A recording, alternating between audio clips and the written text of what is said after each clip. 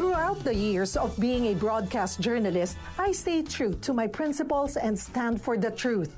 Ako si Cheryl Quasim, news anchor and TV host. Mahalaga ang tunay, just like MX3 capsule. Tested and proven na may alpha, beta at gamma mangosteen. May seal of quality excellence pa with proper diet and exercise. MX3 capsule, dito ako bilib.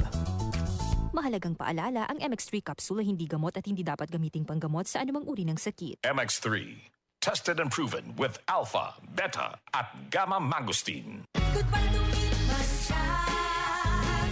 Hello, Bright Bar Blue. Isang labanan yan. Bright Bar Blue. Pride Bar Blue with powerful stain-away enzymes. Malupit magtanggal ng dumit mancha pero di masakit sa kamay. Goodbye to me, Masyad. Hello, Bright Bar Blue.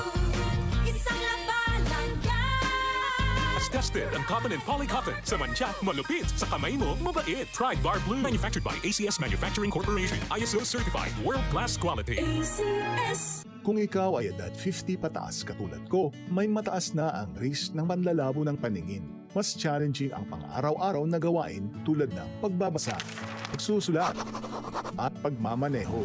Ang Optin ay may lutin na maaari makatulong sa kalusugan ng mata, nilalabanan ng epekto ng glaucoma, macular degeneration at katarata. Kitang-kita ang kalusugan. Mabibili ang Optin sa mga pangunahing butika nationwide. Mahalagang paalala, ang Optin ay hindi gamot at hindi dapat gamitin panggamot sa anumang uri ng sakit. Mula sa number 1, Smart Dishwashing Paste. Ang galing-galing mo. Smart dishwashing paste ko. Pritong ulam na masebo. Plato o kaldero. Tanggaling for everyday. Ganyan pag Smart ang dishwashing paste. May double tanggaling formula. Tanggal galing ang sebo at bakterya. Bahid para walang bahid. Linis fantastic sa metal at plastic. Number 1 ko to. Tanggaling-galing mo. Smart dishwashing paste. Heavy duty linis bawat pahid.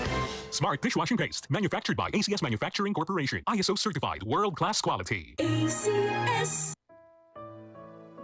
Pagbasa sa Aklat ng Kawikaan, Kabanata 13, Talata 1 hanggang 25. Ang anak na may unaway nakikinig sa kanyang ama, ngunit walang halaga sa palalo ang paalala sa kanya. Natatamo ng mabuti ang bunga ng kanyang kabaitan, ngunit ang ninanasan ng masama ay puro karahasan. Ang maingat magsalita ay nag-iingat sa kanyang buhay, ngunit ang taong madaldal ay nasasadlak sa kapahamakan. Ang tamad ay nangangarap ngunit hindi natutupad, ang hangarin ng masikap ay laging nagaganap. Ang taong matuwid ay namumuhay sa kasinungalingan, ngunit ang salita ng masama ay nakakahiyang pakinggan. Ang mabuti iniingatan ng kanyang katuwiran, ngunit ang masamay ipinapahamak ng likong pamumuhay. May taong nagkukunwang mayaman subalit wala naman, ngunit ang iba'y nag-aayos mahirap bagaman sila ay mayaman. Ang yaman ng isang tao ay pantubo sa kanyang buhay, ngunit sa isang mahirap, ito ay hindi nakababahala. Ang matuwid ay tulad ng maningning na ilaw, ngunit ang masama ay lamparang namamatay. Ang kapalaluan ay nagbubunga ng kaguluhan, ngunit ang pakikinig sa payo ay nagbabadya ng karunungan. Ang kayamanang tinamo sa daya ay madaling nawawala, ngunit ang kayamanang pinaghirapan ay pinagpapala. Ang matagal na paghihintay ay nagpapahina ng kalooban, ngunit ang pangarap na natupad ay may dulot na kasiyahan. Ang nagwawalang bahala sa payo ay hahantong sa sariling kapahamakan, ngunit ang nagpapahalaga sa utos ay gagantimpalaan. Ang mga turo ng matalino ay bukal ng buhay. Ito ay maglalayo sa bitag ng kamatayan. Ang katalinuhan ay umaani ng paggalang, ngunit ang kataksilan ay naghahatid sa kapahamakan.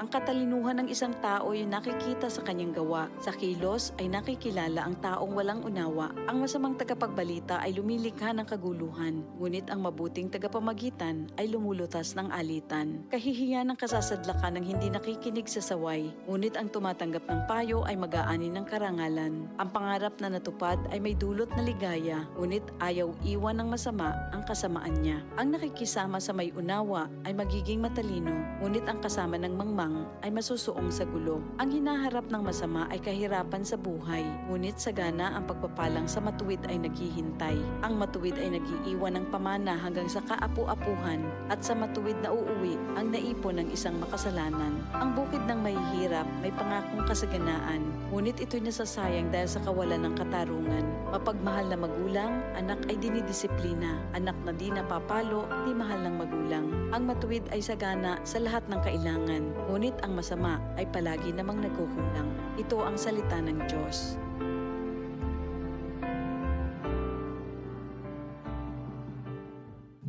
PCXL 558.